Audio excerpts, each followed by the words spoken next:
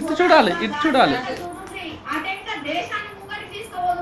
దేవుడా, నా తట్టిగా ఏం చేయాలి? ఈ కూరలు పట్నం వచ్చినాక పురాణం చెడిపోతుండు. పొద్దుగల్లా కాపత్తి కాపలు కాసిన 100 రూపాయలు ఎక్కువ అవుతాంటే అని దొరికించుకున్నా. లేదురా ఈ దొంగతనం అని చెవులు పెడితే అప్పుడు ఏడ్చుకుంటూ చెప్పిండు, అక్క అక్క నాకు పట్నంలో గాలి పడతలేదు, అడ్డమైన గడ్డి తింటున్నా, నాకు గుండె నొప్పి వస్తుందేమో భయం అవుతుంది అక్క. అందుకే రాకుండా ముందుగానే మందు గోలు తెచ్చుకునేందుకు పైసలు తీసినా అని చెప్పింది. ఇంకా మందులకు చాక్లెట్ కావాలి కదా, అది కూడా కొని అక్క అని అడిగిండు.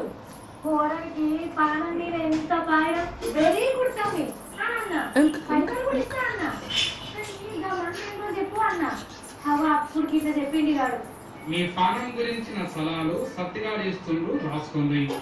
పెన్ను పేపర్ తీసుకుని రాసుకోండి. గుండెకాయకు కూర్చుబడి చుట్ట అనకుండా ఉండాలంటే మొదలు బిర్యానీ షాప్కి పోయి బీరో కోతలు తీసుకున్న కొనుక్కోండి.